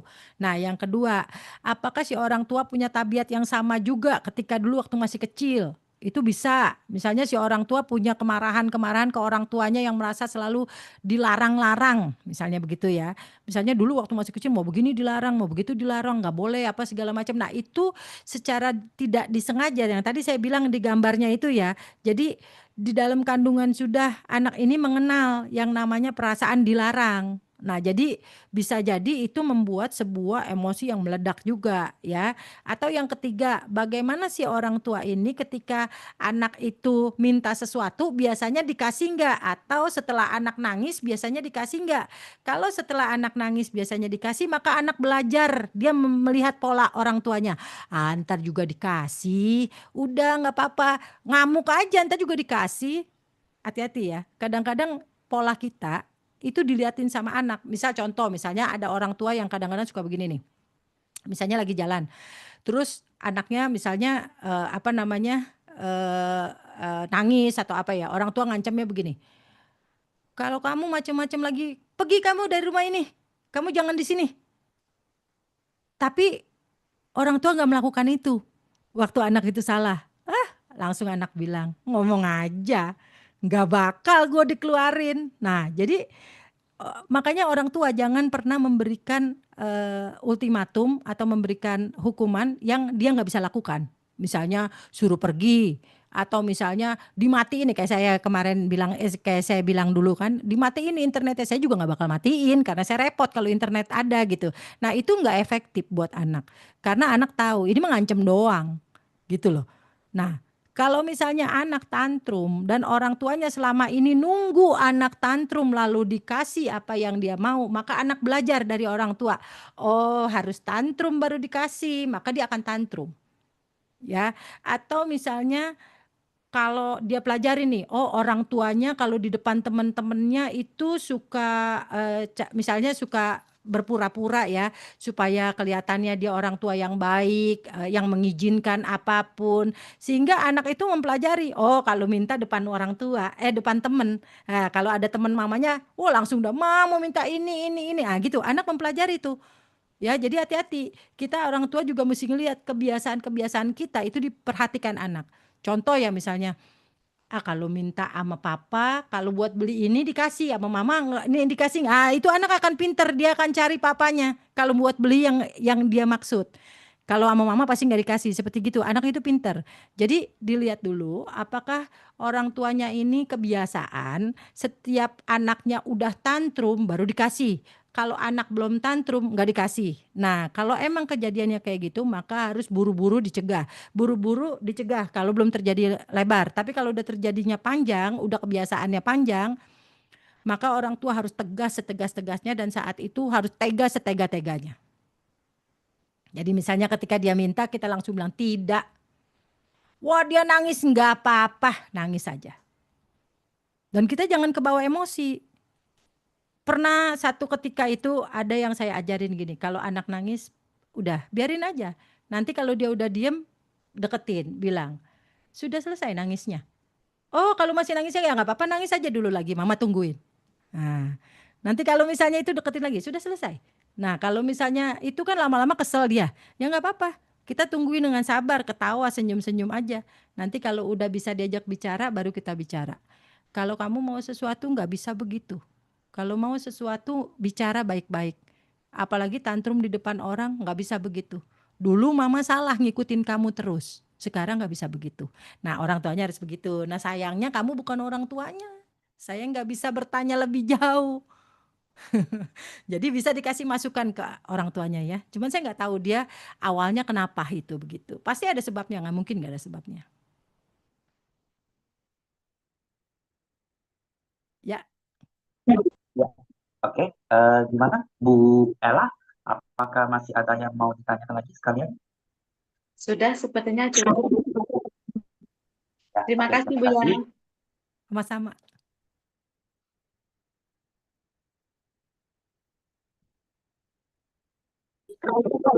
Ya, terima kasih. Kalau pertanyaan, di statement dari Metasume, setuju banget Bu, anak yang bisa mengkomunikasikan apa yang dikatakan di kelompok dewasa. Oke, Bu, sekarang terjadi saya yang bertanya ya. Jadi belakangan ini saya melihat di Instagram sih, teman saya ya, tepatnya ya, teman saya. Jadi teman saya itu si istri ini lagi melahirkan anak lah, kayak gitu ceritanya itu. Lagi melahirkan anak, dan kemudian si suaminya nih, ini yang tantrum nih suaminya ceritanya gitu loh. Si istri bilang kalau dia tuh di rumahnya tuh nggak dihargai, jadi kayak pembantu kayak gitu. Si suaminya nggak menafkahi istrinya, terus habis itu dia kerjanya tuh susah, terus si suaminya ini kadang-kadang tantrum dan hampir nabrak si anak gitu, hampir nabrak anak kecil pas ngantar ke sekolah karena si istrinya ini juga seorang guru ya. Nah, terus abis itu karena si istrinya nih nggak bisa ngomongin suaminya, jadi si istri itu spill di IG terus-menerus mengenai karakternya supaya dia bilang bukan mencari perhatian, ini bagian dari sentilan dia supaya si suami ini dengerin karena nggak bisa ngomongin kayak gitu tuh. Jadi mirip kayak Charisma bilang dibandingin saya gila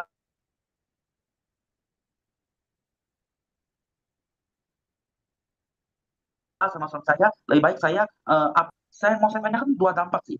Pertama dampak anak bagaimana, yang kedua dampak masyarakat kayak gimana, dan ketiga after effect nih, dampak anaknya nanti setelah lahir gimana melihat anak orang tuanya seperti itu kayak gitu, dan apakah mungkin ada solusinya? Silakan Bu Yana. Saya tadi dengarnya keputus-putus nih, tetapi saya nangkep-nangkep dikit ya. Jadi kayak ada istri, kalau kalau nggak salah ya, nanti tolong diluruskan. Jadi ada istri yang suaminya itu boleh dibilang kurang menghargai dia Nah, kemudian kalau itu suka marah-marah sehingga curhatnya dia adalah di medsos, misalnya gitu ya, curhatnya dia di medsos. Nah, kemudian yang ditanyakan adalah bagaimana dampaknya ke anak-anak gitu ya, betul? Betul, betul, betul. Ya, Dan satu lagi, key poinnya tuh si suami ini kan nganter istrinya sebagai, karena jangan guru kan antar sekolah kan, karena si ini signalnya, sorry memang signalnya kurang bagus ya. Karena si suami yang orang itu emosian, tantruman, tidak menghargai. Kemarin ceritanya dia hampir nabrak anak orang di sekolah kayak gitu tuh. Nah, begitu sih. Itu yang kasus parahnya seperti itu. Kayak gitu tuh. Nah, itu dampaknya gimana? Dampaknya ini gimana? Dan istilahnya juga memang kurang ya. dihargai. Nah, Mm-mm. Kalau menurut saya, sayang kamu bukan si istrinya, Kak. Maksudnya gini, bukan yang bersangkutan. Kalau yang bersangkutan saya akan cecer masa kecil dia gitu loh. Nah, itu nanti akan kelihatan kenapa dia dapat suami kayak gitu dan sebagainya. Nah, tapi kalau kita sekarang bicara tentang kita membicarakan orang ketiga ibaratnya gitu ya kan, ini kan istilahnya kita lagi membicarakan si istri ini yang notabene adalah seorang guru kan gitu ya.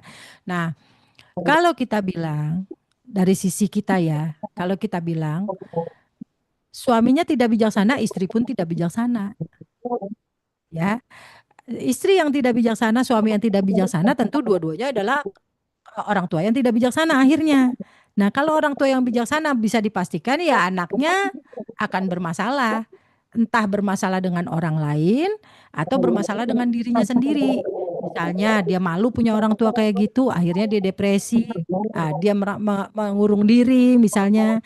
Atau misalnya dia nanti juga akan tantrum seperti bapaknya karena dia merasa mau mengungkapkan kemarahannya terhadap kedua orang tua ini nggak bisa. Nah gitu loh. Jadi akhirnya dia juga akan seperti orang tuanya, tantruman gitu loh. Nah, tinggal ini anak posisinya bagaimana dia melihat. Nah, makanya kita sekali lagi ya, tinggal bagaimana ini anak posisinya melihat kedua orang tuanya seperti itu, dia berpersepsi apa gitu. Ada yang anak merasa malu, ada yang anak merasa cuek, emang bapak gua begitu, bisa aja, ya kan? Nah, dari sisi kita akan bilang begini, aduh mengerikan ya, bagaimana tuh anaknya nanti. Iya, tapi ada juga anak yang begini, bodo amat, emang bapak gua begitu orangnya. Bisa begitu juga, ada anak yang begitu, ya. Nah, kita nggak bisa melihat itu harus bagaimana, karena itu ada di ranah orang dan kita nggak bisa ngelihat. Yang kita bisa ambil adalah, oh ternyata si suami yang dikatakan tidak bijaksana itu ternyata istrinya juga tidak bijaksana karena istrinya mengumbar, istilah kasarnya kita bilang dia playing victim. Dia bermain sebagai victim. Dia seolah-olah menderita gitu loh. Padahal orang yang playing victim ini sebenarnya dia punya juga kesalahan tapi dia nggak berani akui. Nah itu tuh. Orang-orang playing victim itu dia tidak pernah mau mengakui kesalahannya sekecil apapun. Yang salah selalu orang lain. Nah, orang playing victim seperti itu, ya. Nah, jadi kalau orang tuanya jadi tidak bijaksana, dimulai dari suami istri yang tidak bijaksana, maka dapat dipastikan anak ini juga akan bermasalah. Cuma sebesar apa anak ini menyikapi masalah juga tergantung anak ini nantinya. Kalau ternyata dalam kehidupannya dia punya kondisi yang baik, dia ketemu teman-teman yang baik misalnya, atau dia tiba-tiba dia buka-buka YouTube misalnya dia dengar ada ceramah-ceramah baik, nah bisa aja kemudian akan berubah. Ya, kita nggak bisa menjudge dari sekarang karena anak itu memiliki karma hidup masing-masing. Ya, bisa aja dia dapat pengondisi. Misalnya di tengah jalan dia lagi lihat-lihat temennya ajakin pergi kemana terus lihat YouTube, ada dibilangin gini, oh ya nanti saya nggak boleh begini nih nanti kalau jadi orang tua, bisa aja. Ya, jadi kita cuma bisa melihat di sini bahwa istri yang tidak bijaksana ketemu suami yang tidak bijaksana, ya akhirnya jadi menjadi orang tua yang tidak bijaksana. Nah, apakah anaknya akan nanti menjadi kacau balau? Belum tentu. Ya, kalau kita lihat perjalanan manusia ada karma, belum tentu. Tapi kalau kita lihat dari contoh, bisa jadi anaknya bermasalah, itu aja. Ya, tapi apakah kita judge bahwa anak ini akan menjadi begitu? Belum tentu, karena anak seorang yang tidak bagus pun bisa jadi bagus gitu ya. Jadi tergantung anak ini nanti usahanya di mana. Kalau anak ini bisa melihat dan mengambil pelajaran dari orang tuanya, mungkin dia tidak akan terlalu seperti begitu, ya. Nah, cuman yang saya lihat ya istrinya ya playing victim gitu aja. Oke, baik. Terima kasih Bu Yana penjelasannya. Ini pertanyaan saya yang lain ya. Jadi saya ada ketemu seorang teman lah, dan saya melihat sebuah backgroundnya itu dia tuh dari kecil tuh ditinggal lah sama orang tuanya, papa mamanya, dan saya nggak tahu alasannya apa. Kalau nggak salah mungkin cari kerja ya gitu ya, dan dia dititipin neneknya lah, dititipin di neneknya kayak gitu. Dan kemudian dia tumbuh dengan sosok nenek kayak gitu. Dan tapi dia bisa bercerita kayak gitu, dia bisa menyadari kalau pas saya ngobrol kan, karena kan ada isu orang tua kan, dia bilang kalau pas kecil tuh dia ngerasa kalau dia pernah dicekek oleh mamanya sendiri, karena memang mamanya sendiri ada kayak kelainan kelainan jiwa kayak gitu lah. Kalau orang bilang kayak tantrum juga, tapi kayak ada kelainan tersendiri kayak gitu tuh, yang saya yang saya juga bingung. Dan kemudian dia ngatakan lagi kalau dia ngerasa kalau orang-orang itu, orang tuanya sendiri, bahkan keluarganya itu nggak mendukung dia sebagaimana dia dia dia bertumbuh, dan jadi akibatnya itu jadi dia susah bergaul, terus habis itu kemana aja ngomong susah, jadi kayak ngerasa bersalah, terus habis itu apa namanya itu, pokoknya tuh selalu selalu ngerasa keputusan apapun yang diambil seorang lain. Nah itu gimana sih solusinya ya? Saya nggak tahu orangnya lagi nonton nggak. Buddhis kah? Buddhis, baru Buddhis tepatnya. Baru. Iya baru Buddhis. Kalau nonton mendingan kasih aja nomor handphone saya. Karena gini, ini tentu banyak hal yang harus dia tahu dari sini ya. Jadi boleh kita tahu bahwa penyebab kita adalah orang tua. Misalnya kita tahu nih, oh penyebab saya begini adalah orang tua dulu giniin saya, dulu gituin saya, bla bla bla bla bla. Tetapi kita harus ingat, harus sadar, kagak ada orang tua satu orang pun yang mau mencelakai anaknya, nggak ada. Semua orang tua selalu berpikir dan bertindak demi anaknya, demi kebaikan anaknya. Nah, tetapi masalahnya adalah mereka menggunakan acuan dari pengalaman mereka sendiri. Ya, sedangkan kita anak-anak memberikan acuan penilaian kepada orang tua berdasarkan persepsi yang kita lihat. Contoh ya, misalnya ada anak yang main-mainin colokan listrik misalnya. Dia pengen colok-colokin, nih anak masih kecil. Nah, orang tua begitu lihat itu kaget, dia pukul anaknya gitu ya. Nah, si orang tua memukul karena dia kaget, itu demi kebaikan anaknya. Tetapi anak berpersepsi, kenapa saya dipukul? Saya nggak salah apa-apa. Nah, jadi seolah-olah anak itu mempersepsikan orang tua yang bersalah. Tapi anak nggak pernah tahu apa di balik orang tua melakukan itu, gitu ya. Ada apa gitu.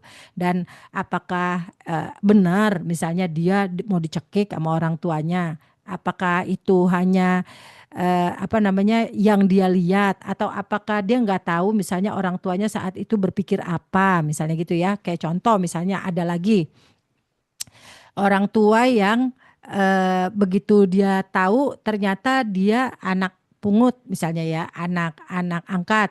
Nah, wah dia marah karena orang tuanya nggak memberitahu, karena orang tuanya selama ini menutupi dan sebagainya. Tapi tahukah dia kenapa orang tuanya menutupi? Kan ada hal-hal yang orang tuanya pikir, ada hal-hal yang orang tuanya pegang demi kebaikan anaknya semuanya. Cuman anak ini kadang-kadang nggak pernah bisa ngelihat apa yang dipegang orang tua itu. Dia selalu yang dia lihat, yang dia pikir gitu ya. Nah, jadi kalau memang anak ini ada di sini dan dia Buddhis, mendingan ketemu saya aja, atau misalnya kasih nomor telepon saya aja, bisa saya bantu lebih jauh. Tapi kalau misalnya saya ngomongin di sini, saya nggak tahu cerita yang sebenarnya kenapa kok mamanya begitu. Apakah mamanya di keluarganya kurang diterima, atau kok mamanya juga punya kepahitan, atau kok mamanya ini karena papanya modelnya bagaimana, kita nggak tahu. Ya, jadi kita hanya bisa ngelihat dari satu sisi nantinya. Akhirnya jadi kita berpersepsi juga gitu. Nah, ini yang saya hindarin gitu ya. Jadi pertanyaan-pertanyaan kayak gini bagus-bagus aja. Cuma Maksudnya kalau orang yang nggak langsung, kita jadi akhirnya jadi ngomongin orang. Ya, jadi eh, kalau kita cerita tentang karma, ya kenapa dia punya orang tua seperti itu kan karmanya dia ya. Nah, itu kita cerita tentang karma aja deh. Kenapa dia punya orang tua kayak gitu? Itu kan adalah memang karma dia yang harus dia jalani. Nah, tapi apakah waktu menjalani karma itu berarti dia apatis, berarti dia hanya nerima, berarti ya sudah begini, hidup saya emang begini, takdir. Enggak begitu. Ada cara untuk menyelesaikan, ada cara untuk bisa keluar dari masalah begini. Nah, cara itu memang sangat banyak, tapi ada cara yang lebih efektif yang bisa menumbuhkan kesadaran kita. Tetapi masalahnya adalah mau nggak kita belajar. Kadang-kadang kan kita kan maunya kan yang gampang aja. Gimana Bu caranya? Kan tinggal begitu aja ya. Tinggal maunya tanyanya gimana Bu caranya. Padahal kalau kita mengacu dari 4 kesunyataan mulia. Kesunyataan mulia pertama tentang duka, kedua asal mula duka, ketiga lenyapnya duka, keempat jalan menuju lenyapnya duka. Artinya jalan atau cara itu keempat Bapak Ibu, bukan kedua. Kedua itu mengetahui sebab. Maka jangan pernah kalau kita punya masalah langsung buru-buru mau solusi. Ya, hati-hati. Cari sebab dulu baru nanti dapat solusi. Kalau nggak ada cari sebab, apa yang mau dijadiin solusi? Itu hati-hati ya. Nah, kita kadang-kadang ketipu di situ. Kalau anak saya begini, gimana caranya? Ntar dulu, cari dulu sebabnya. Mau langsung cara, ya salah lah. Ya, nah jadi itu. Eh, boleh, Singgi? Oke, ya terima kasih Bu. Mungkin nanti kalau misalnya ada mau hubungin Bu Yana, berarti WA-nya kemana ya? Mungkin bisa WA ini ya, yang bisa. WA.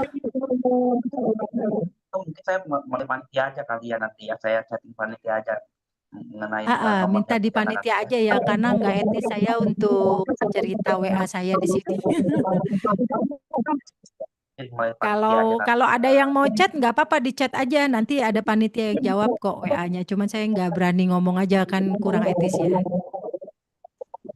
Kalau mau tanya-tanya boleh, siapapun mau tanya-tanya nggak masalah, saya welcome. Oke, kalau misalnya mungkin ada yang tanya dari Instagram Oh cuma Bu Yana satu-satu nih, Singgi. Yang ditanya adalah masalah sendiri ya, jangan masalah orang. Masalah orang saya susah. Ya, oke, baik. Enggak.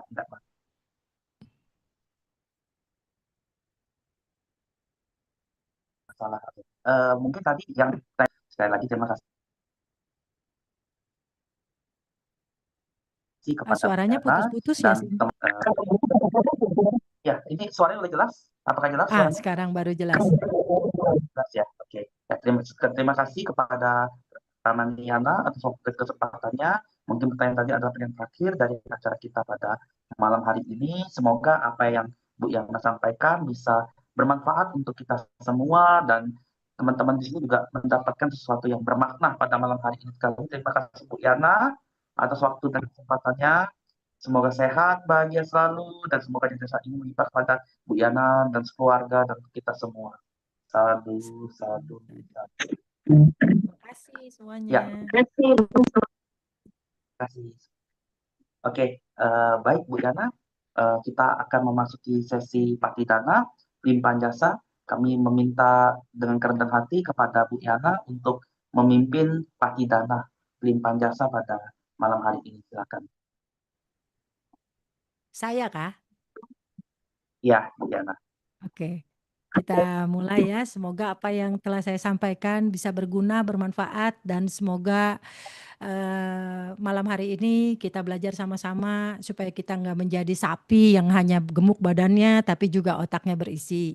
Nah, semoga apa yang kita pahami juga dapat dimanfaatkan oleh leluhur kita, oleh siapapun yang mendengar pada hari ini. Semoga mereka semua berbahagia. Punya sidani katasa yananyani katanime tesanca bagino hontu satananta pamanaka Ye Pia Gunawan Taca Mayang Mata Pita Dayo Ditame Capia Ditawa Anye Majata Werino Sata Titantilo Kasming Tebum Macatu Yonika Pance Kaca Tuo Kara Sang Saranta Bhawa Bhawe Nyatang Ye Patida Name Anu Modantu Te Sayang Ye Cimang Napaja Nanti Dewa Tesang Niwe Dayung Maya Dinana Punyanang Anu Modana Hetuna Sabe Sata Sada Hontu Awera Sukhaji Wino Kema Padan Capa Pontu Te Sasa Sijatang Supa. Ya, terima kasih semuanya. Dan terima kasih kepada Bu Yana atas kesempatannya. Semoga jasa baik ini melimpah kepada kita semua. Oke, baik. Berikutnya kita akan tutup dengan membacakan nama kata. Silakan kepada operator.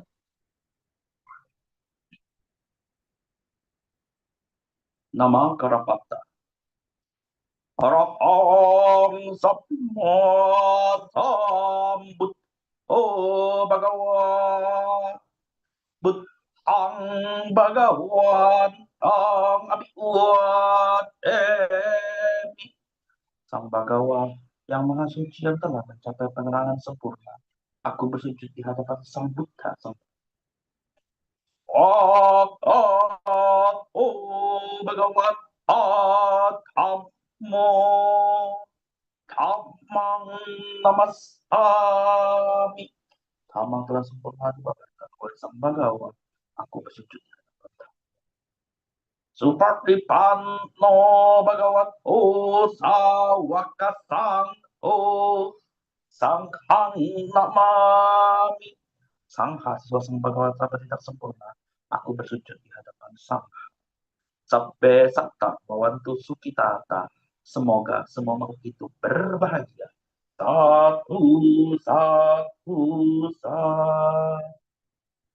Ya, terima kasih sekali kepada Bu Yana tentang kesempatannya. Nah, sekarang kita akan langsung masuk ke pengumuman. Silakan operator.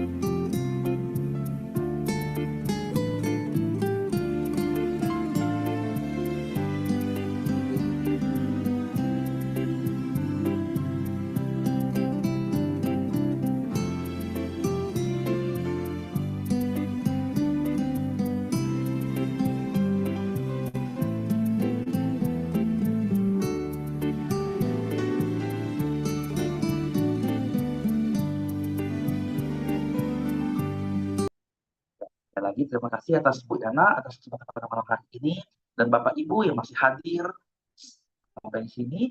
Terima kasih dan sampai jumpa di Masa Kaca Online berikutnya. Selamat malam, selamat beristirahat.